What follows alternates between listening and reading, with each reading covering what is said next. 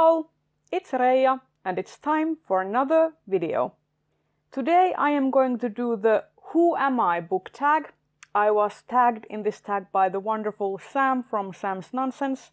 Thank you, Sam, for tagging me. And this tag was created by the PBS Digital Studios in association of the Great American Read. Now, I am not American, but I do read, and I loved these questions. They are very thought-provoking and interesting, and I love that kind of questions in tags. So let's get started.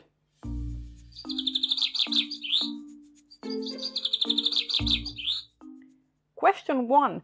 If your life was a genre, what genre would it be? I would very much like to think that my life genre would be something like epic fantasy or romance or something life-changing and epic and interesting and full of adventure.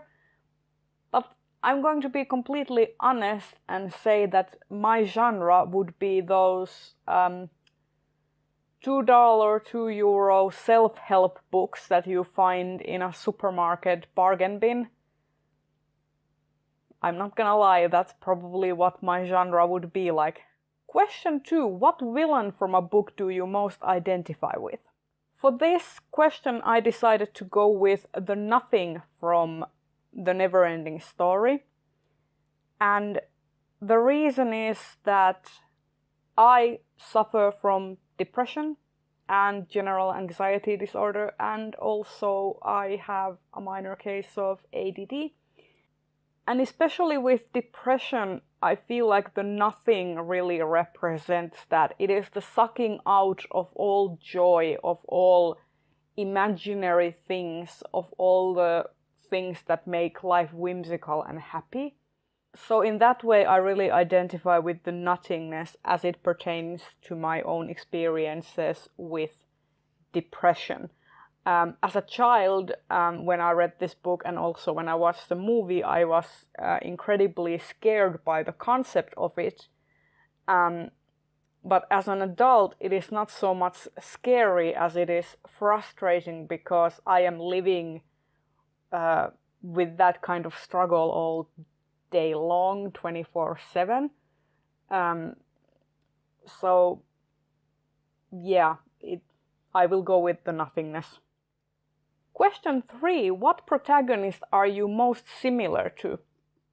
For this question I chose 2 protagonists. One is Anne Elliot from The Persuasion. Anne is a very smart and resourceful woman who always puts the needs of others ahead of her own, even to her own detriment, to the detriment of her own happiness. She is very averse to conflict, and that is something that I find really relatable about her. The other character that I chose is Basil St. Cloud from The Fall of the Kings by Ellen Kushner and Delia Sherman. Basil is a professor and kind of this kind of rebellious. He has a rebellious nature, and he's kind of revolutionary in a sense that he is very forward thinking and kind of thinks of new ways to teach and new ways to analyze, and on an intellectual level I really relate to him, and also his quest to try to ascertain in scientific ways whether magic is real. I just really relate to Basil on an intellectual level. So I'd say that emotionally and characteristically I'm more like Anne Elliot from The Persuasion, but on an intellectual and analytical level I tend to think more like Basil St. Cloud. So these two are kind of the blend of who I am as a person. Question 4. Which book did you connect with the most in your past that you no longer do? I am going to say the famous 5 books by Enid Blyton. I loved those books as a kid. They were all about adventuring and kind of being in a group of kids and going on picnics, and they were always, they were always taking place during the summer when the kids would get together. And I loved those books as a child. I have fond memories of my mom reading them to me and us reading them together, because they were also my mom's favorite books when she was growing up. But when I try to read them as an adult, I just don't think that I can relate to them anymore, even on a nostalgic level, because they are so far removed from my experiences from when I was a child, and also from a cultural sense, they are very much kind of English children's literature, and that is not really something I can relate to that much. In my childhood, they felt like these kind of fantastical escapist narratives, but as an adult, I can't really connect to them. So I would definitely say that I no longer connect with the famous 5 books by Enid Blyton. Question 5. What recent book read would you most like to be in?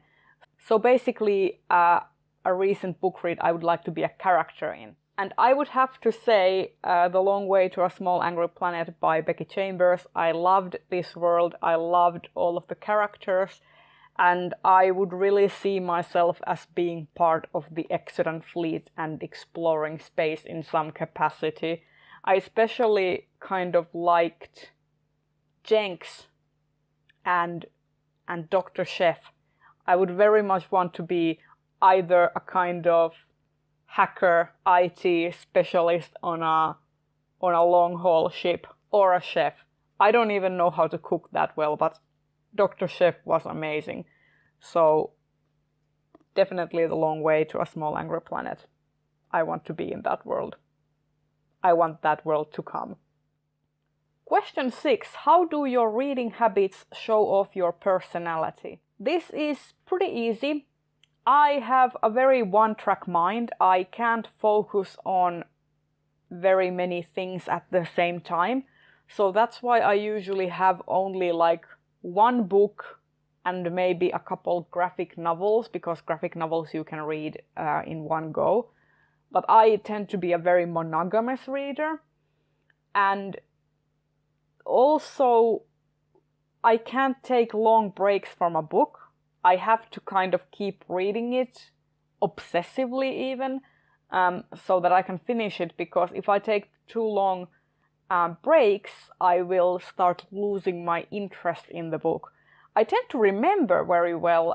For example, I took like a 6-month break, well, not 6 months, like 3-month break from The Children of Blood and Bone, because I returned it to the library and had to wait for it to come back to me, and I still remembered all of the details and stuff. So I have very good memory in terms of characters, plot and stuff. I can have like years in between books and I still remember what happened in the previous one, which is great. But I can't read multiple books at the same time. I have tried. It doesn't work for me. I start losing my ability to focus on the characters. I start losing my ability to care even. So I really have to have a single book and a single-minded focus on the thing and finish it and then start a new thing. And that's how I pretty much live my life. I have a very one-track mind that I can't start new things until I finish this one thing that I need to do. And finally, the last question, question number 7. What book taught you something about yourself? I'd say that all the books that I have read have taught me something about myself. I read for escapism, I read for enjoyment, but I tend to notice that all my favorite books have been books that have had a lasting impact on me.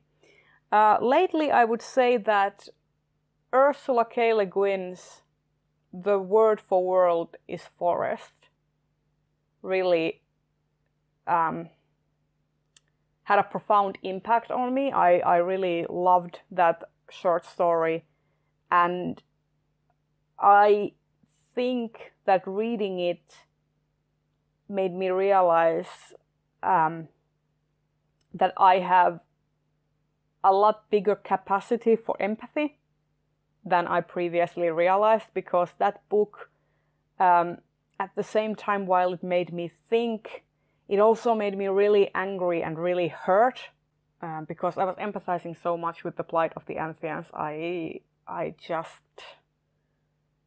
felt so angry for them and so sad for them.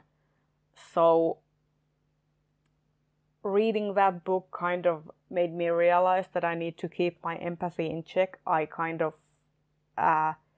need to put some kind of emotional barrier between myself and the book if the book is having that kind of impact for me, because I realized that it's not very healthy for my mental health and mental well-being to have those kinds of strong emotions when I read, because they tend to make me very depressed. But I still love the book. I have a profound respect for Ursula K. Le Guin, and I'm trying to read more of her work. But that book had an impact on me, and it did teach me a lot about myself. And there you have it. This has been the Who Am I book tag, and I am going to tag some people because I really love these questions, and I'm going to tag people who I think will have interesting answers for these questions. So I'm going to tag Nina from Corners of a Bookshelf. I'm going to tag Jerry from ONYX Pages. I'm going to tag Genoa from A Riddle Solved, and Maija from Maija Reads. You are all tagged. I hope you will do this tag, and I will see you in another video very soon. Bye bye!